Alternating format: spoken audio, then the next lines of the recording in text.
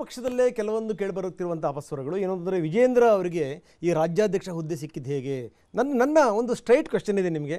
ಈ ರಾಜ್ಯಾಧ್ಯಕ್ಷ ಹುದ್ದೆ ಇದು ಕೊಟ್ಟಿದ್ದ ಅಥವಾ ತಗೊಂಡಿದ್ದ ಅಂತ ನಿಮಗೆ ಪ್ರಶ್ನೆ ಬರ್ತದೆ ಅಂತೇಳಿ ನಾನು ನಿರೀಕ್ಷೆ ಮಾಡಿದ್ದೆ. ಒಂದು ಸಂದರ್ಭದಲ್ಲಿ ತಮ್ಮ ಮೂಲಕ ರಾಜ್ಯದ ನಮ್ಮೆಲ್ಲ ಕಾರ್ಯಕರ್ತರಿಗೆ ಜನತೆಗೆ ನೆನಪು ಮಾಡಿಕೊಡೋದಕ್ಕೆ ಇಚ್ಛೆಪಡ್ತೇನೆ. ಮೊದಲನೇದು, ವಿಜೇಂದ್ರನನ್ನು ರಾಜ್ಯದ ಅಧ್ಯಕ್ಷನಾಗಿ ಮಾಡಿರ್ತಕ್ಕಂಥದ್ದು ನಮ್ಮ ರಾಷ್ಟ್ರೀಯ ನಾಯಕರು, ಪ್ರಧಾನಮಂತ್ರಿಗಳಾದಿಯಾಗಿ ರಾಷ್ಟ್ರೀಯ ಅಧ್ಯಕ್ಷರು ಅಮಿತ್ ಶಾಜಿಯವರು, ಸಂತೋಷ್ ಜಿಯವರು ಎಲ್ಲರೂ ಸಮಾಲೋಚನೆ ಮಾಡಿ ಮತ್ತು ಏಕಾಏಕಿ ಮಾಡಿಲ್ಲ. ವಿಧಾನಸಭಾ ಚುನಾವಣೆ ಕಳೆದು 6 ತಿಂಗಳು ಸಮಯ ತೆಗೆದುಕೊಂಡು ಯಾರನ್ನು ಮಾಡಿದ್ರೆ ಪಕ್ಷಕ್ಕೆ ಹೆಚ್ಚು ಲಾಭ ಆಗ್ತದೆ ಅಥವಾ ನನಗಿಂತ ಇನ್ಯಾರೂ ಶ್ರೇಷ್ಠರು ಇರಲಿಲ್ಲ ಅಂತ ನಾವು ಈ ಮಾತನ್ನು ಹೇಳ್ತಾ ಇಲ್ಲ. ಆದರೆ ರಾಷ್ಟ್ರೀಯ ನಾಯಕರ ತೀರ್ಮಾನ ಇತ್ತು ವಿಜೇಂದ್ರನ ಅಧ್ಯಕ್ಷ ಮಾಡಬೇಕು ಅಂತಕ್ಕಂಥದ್ದು. ಎರಡನೇದಾಗಿ ನಮ್ಮ ರಾಷ್ಟ್ರೀಯ ಅಧ್ಯಕ್ಷ ಏನು ಹೇಳಿದ್ರು, ವಿಜೇಂದ್ರನನ್ನು ರಾಜ್ಯದ ಅಧ್ಯಕ್ಷನಾಗಿ ಮಾಡಿದ್ಮೇಲೆ Vijayendra has earned his leadership, Vijayendra has earned this leadership role through his capabilities ಅಂತೇಳಿ ನಮ್ಮ ರಾಷ್ಟ್ರೀಯ ಅಧ್ಯಕ್ಷ ಹೇಳಿದ್ದಾರೆ. Vijayendra has earned this leadership role through his capabilities ಅಂತೇಳಿ ಹೇಳ್ತಾ ಮತ್ತೊಂದು ಮಾತು ಹೇಳ್ತಾರೆ, having dedicated considerable time to the party and organisation. ಏಕಾಏಕಿ ಯಡಿಯೂರಪ್ಪರವ್ರು ಮುಖ್ಯಮಂತ್ರಿ ಸ್ಥಾನದಿಂದ ಇಳಿದಿದ್ದಾರೆ. ಪಾಪ ಯಡಿಯೂರಪ್ಪರ ಕುಟುಂಬದ ಸದಸ್ಯರನ್ನು ಅಥವಾ ವಿಜೇಂದ್ರನ ಅಕಾಮಿಡೇಟ್ ಮಾಡಬೇಕು ಅಂತ ಮಾಡಿಲ್ಲ, ರಾಷ್ಟ್ರೀಯ ಅಧ್ಯಕ್ಷರನ್ನು ಆಯ್ಕೆ ಮಾಡಿದ್ದಾರೆ ಅಂತ ಹೇಳಿದ್ರೆ, ನಾನು ಕಳೆದ 10-15 ವರ್ಷಗಳಿಂದ ಪಕ್ಷದ ಚಟುವಟಿಕೆಗಳಲ್ಲಿ ಯಾವ ರೀತಿ ಒಬ್ಬ ಸಾಮಾನ್ಯ ಕಾರ್ಯಕರ್ತನಾಗಿ ನಾನು ತೊಡಗಿಸ್ಕೊಂಡಿದ್ದೇನೆ, ಎಲ್ಲ ಅಂಶಗಳನ್ನು ಕೂಡ ಗಣನೆಗೆ ತೆಗೆದುಕೊಂಡಿದ್ದಾರೆ. ಮತ್ತು ಹೇಳ್ತಾರೆ ಅವರು ಮುಂದುವರಿದಾಗಿ, he has proven to be an asset with the BJP benefiting from his contribution. ಈ ಮಾತನ್ನು ಕೂಡ ನಮ್ಮ ರಾಷ್ಟ್ರೀಯ ಅಧ್ಯಕ್ಷ ಹೇಳ್ತಾರೆ.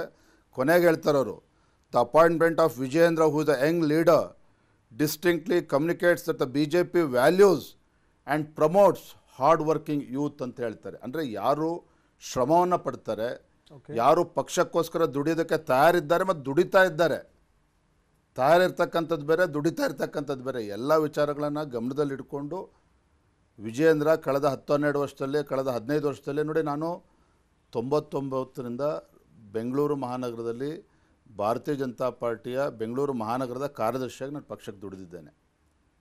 ಹಾಗಾಗಿ ಏಕಾಏಕಿ ಯಡಿಯೂರಪ್ಪರವ್ರ ಮಗ ಯಡಿಯೂರಪ್ಪರು ಮುಖ್ಯಮಂತ್ರಿ ಸ್ಥಾನದಿಂದ ಇಳಿಸಿದ್ದಾರೆ, ಅಯ್ಯೋ ಪಾಪ ವಿಜೇಂದ್ರವ್ರನ್ನ ಮಾಡೋಣ, ಈ ಕಾರಣಕ್ಕೆ ಮಾಡಿಲ್ಲ. I am president of the Bharatiya Janata Party today not because of son of Yediyurappaji. Of course ನಾನು ಯಡಿಯೂರಪ್ಪರವ್ರ ಮಗ ಅನ್ನೋದಕ್ಕೆ ನನಗೆ ಹೆಮ್ಮೆ ಇದೆ, ಸಂತೋಷ ಇದೆ, ಅದ್ರ ಬಗ್ಗೆ ನನಗೆ ನಿಜವಾಗ್ಲೂ ಕೂಡ ಅಭಿಮಾನನೂ ಕೂಡ ಇದೆ. ಆದರೆ ನಮ್ಮದೊಂದು ರಾಷ್ಟ್ರೀಯ ಪಕ್ಷ ಹಂಗೆ ನಮ್ಮ ರಾಷ್ಟ್ರೀಯ ನಾಯಕರು ನಮ್ಮ ವರಿಷ್ಠರು ಕೂತು ನಿರ್ಧಾರ ಮಾಡಿರ್ತಕ್ಕಂಥದ್ದು ಹೊರತು ಇದು ಬೇರೆ ಯಾರೋ ತಂದೆಯವರು ಇನ್ಯಾರೋ. ನನಗೆ ಭಾಳ ಆಶ್ಚರ್ಯ ಆಗುವಂಥದ್ದು ವಿಜೇಂದ್ರ ಅವರೇ, ಈಗ ನೋಡಿ, ಈಗ ನೀವು ನಡ್ಡಾ ಅವ್ರದ್ದು ನೀವು ಸುದೀರ್ಘವಾಗಿ ಹೇಳಿದ್ರಿ, ನಡ್ಡಾ ಅವರ ಸಂದೇಶದ ಬಗ್ಗೆ. ಈ ಸಂದೇಶ ಬೇರೆ ನಾಯಕರಿಗೆ ಅರ್ಥ ಆಗಿಲ್ವಾ? ಯಾಕೆ ಹೋಗಲಿ, ಮಾತಾಡುವಂಥ ನಾಯಕರನ್ನ ಬೇರೆ ನಾಯಕರು ಬಾಯಿ ಮುಚ್ಚಕ್ಕಾಗಲ್ವಾ? ಹಾಗಾದರೆ ಏನಿದು ನೋಡಿ, ಇದೆಲ್ಲದಕ್ಕೂ ಕೂಡ ಕಾಲವೇ ಉತ್ತರ ಕೊಡ್ತದೆ. ನಾನು ಮಾತ್ರ ಇಷ್ಟು ಮಾತ್ರ ಹೇಳ್ತೇನೆ ಈ ಸಂದರ್ಭದಲ್ಲಿ, ಇವೆಲ್ಲವೂ ಸಹಜ. ಒಂದು ರಾಜಕೀಯ ಪಕ್ಷದಲ್ಲಿ, ಅದು ಕೂಡ ಅಧಿಕಾರದಲ್ಲಿರ್ತಕ್ಕಂಥ ಒಂದು ರಾಷ್ಟ್ರೀಯ ಪಕ್ಷದಲ್ಲಿ ಈ ಥರ ವ್ಯತ್ಯಾಸಗಳು, ಹೇಳಿಕೆಗಳು ಎಲ್ಲವೂ ಕೂಡ ನಡೀತಾ ಇರ್ತಕ್ಕಂಥದ್ದು. ನಡಿಬಾರ್ದು, ಅದು ಬೇರೆ ಪ್ರಶ್ನೆ. ಯಾಕೆ ಅಂತ ಹೇಳಿದ್ರೆ, ನಾವು ಎಲ್ಲ ಕಡೆ ಚುನಾವಣೆ ಸಂದರ್ಭ ಭಾಷಣ ಮಾಡ್ತೇವೆ, ಮೋದಿ ಮತ್ತೊಮ್ಮೆ ಅಂತ ಹೇಳ್ತೇವೆ, ಇಲ್ಲಿ ವ್ಯತಿರಿಕ್ತವಾಗಿ ಹೇಳಿಕೆಗಳನ್ನು ಕೊಡ್ತೇವೆ. ಅದು ಕೂಡ ಸರಿಯಿಲ್ಲ. ರಾಜ್ಯದ ಅಧ್ಯಕ್ಷನಾಗಿ ಮಾತನ್ನು ಹೇಳ್ತಾ ಇದ್ದೇನೆ. ನಮ್ಮ ಮುಂದೆ ಇರ್ತಕ್ಕಂಥ ಗುರಿ ಮತ್ತು ಸವಾಲೇನಪ್ಪ ಅಂತ ಹೇಳಿದ್ರೆ, ನರೇಂದ್ರ ಮೋದಿಜಿಯವರ ಜನಪ್ರಿಯತೆಯನ್ನು ಮತವಾಗಿ ಪರಿವರ್ತನೆ ಮಾಡ್ತಕ್ಕಂಥ ಒಂದು ಸವಾಲು ನಮ್ಮ ಮುಂದೆ ಇದೆ. 28 ಕ್ಷೇತ್ರಗಳನ್ನು ಗೆಲ್ತಕ್ಕಂಥ ಗುರಿ ನಮ್ಮ ಕಣ್ಮುಂದೆ ಇಟ್ಕೊಂಡು ಹೊರಟಿದ್ದೇವೆ. ರಾಜ್ಯದಲ್ಲಿ ಇವತ್ತು ಕಾಂಗ್ರೆಸ್ ಪಕ್ಷ ಅಧಿಕಾರದಲ್ಲಿದೆ. ಅವ್ರದ್ದೇ ಆದಂಥ ಭ್ರಮೆನಲ್ಲಿರ್ತಕ್ಕಂಥ ಕಾಂಗ್ರೆಸ್ ಪಕ್ಷದ ಮುಂದೆ ಅದು ಕೂಡ ನಮಗೊಂದು ಸವಾಲು ಕೂಡ. ಎಲ್ಲದರ ನಡುವೆ ನಾವು ಎಲ್ಲ ಕ್ಷೇತ್ರಗಳಲ್ಲೂ ಗೆಲ್ಲಬೇಕು ಅಂತಕ್ಕಂಥ ಗುರಿಯನ್ನು ಒಂದು ಸಂಕಲ್ಪ ಇಟ್ಕೊಂಡು ಹೊರಟಂಥ ಸಂದರ್ಭದಲ್ಲಿ ಈ ರೀತಿ ಹೇಳಿಕೆಗಳಿಗೆ ಇತಿಶ್ರೀ ಹಾಡಬೇಕು ಅಂತಕ್ಕಂಥದ್ದು ನಾನು ತಮ್ಮ ಮೂಲಕ ನಮ್ಮ ಮುಖಂಡರಿಗೆ ನಾನು ಮನವಿಯನ್ನು ಮಾಡ್ತಾ ಇದ್ದೇನೆ. ನಮ್ಮ ಮುಂದೆ ಇರ್ತಕ್ಕಂಥ ಗುರಿ ನರೇಂದ್ರ ಮೋದಿಜಿಯವರ ಕೈಯನ್ನು ಬಲಪಡಿಸ್ತಕ್ಕಂಥದ್ದು. ಈಗ ಬಸನಗೌಡ ಪಾಟೀಲ್ ಯತ್ನಾಳ್ ಹೇಳ್ತಾರೆ, ನೋಡ್ತಾ ಇರಿ, ಚುನಾವಣೆ ಮುಗಿಲಿ, ಚುನಾವಣೆ ಮುಗಿದಾದ ಮೇಲೆ ಅಧ್ಯಕ್ಷರು ಬದಲಾಗ್ತಾರೆ ಅಂತ. ನೋಡಿ, ಬಸವನಗೌಡ ಪಾಟೀಲ್ ಯತ್ನಾಳ್ ಅವರು ಹಿರಿಯರಿದ್ದಾರೆ. ರಾಜ್ಯದ ಅಧ್ಯಕ್ಷನ ಆಯ್ಕೆ ಮಾಡ್ತಕ್ಕಂಥ ಸಂದರ್ಭದಲ್ಲಿ ಯಾರ್ಯಾರು ಕೂತು ತೀರ್ಮಾನ ಮಾಡ್ತಾರೆ, ನಾನು ಆಗಲೇ ಹೇಳಿದೆ, ನಮ್ಮ ರಾಷ್ಟ್ರೀಯ ನಾಯಕರುಗಳು ಮಾಡಿರ್ತಕ್ಕಂಥ ತೀರ್ಮಾನ ಇದು. ಮತ್ತು ಒಮ್ಮತದ ತೀರ್ಮಾನ, ವಿಜೇಂದ್ರನ ರಾಜ್ಯದ ಅಧ್ಯಕ್ಷ ಮಾಡಬೇಕು ಅಂತಕ್ಕಂಥದ್ದು. ಎರಡನೇದು ಒಬ್ಬ ರಾಜ್ಯ ಅಧ್ಯಕ್ಷನ ಸ್ಥಾನದಲ್ಲಿ ಕೂರಿಸಿದ್ರೆ ಅದರ ಅವಧಿ ಎಷ್ಟು ಅಂತೇಳಿ ಅವ್ರಿಗೂ ಕೂಡ ಗೊತ್ತಿದೆ. ಹಾಗಾಗಿ ಇದಕ್ಕೆ ನಾವು ಉತ್ತರ ಕೊಡ್ತಕ್ಕಂಥ ಬದಲಾಗಿ ಈ ಥರ ಚರ್ಚೆಗಳು ಮಾಡೋದಕ್ಕೆ ಚುನಾವಣೆ ಆದಮೇಲೆ ಕೂಡ ಅವಕಾಶ ಇರ್ತದೆ. ಹಾಗಾಗಿ ಇದು ಯಾವುದಕ್ಕೂ ಕೂಡ ನಾವು ಉತ್ತರ ಕೊಡೋದಕ್ಕೆ ಹೋಗೋದಿಲ್ಲ. ನನ್ನ ಗುರಿ ಸ್ಪಷ್ಟವಾಗಿದೆ.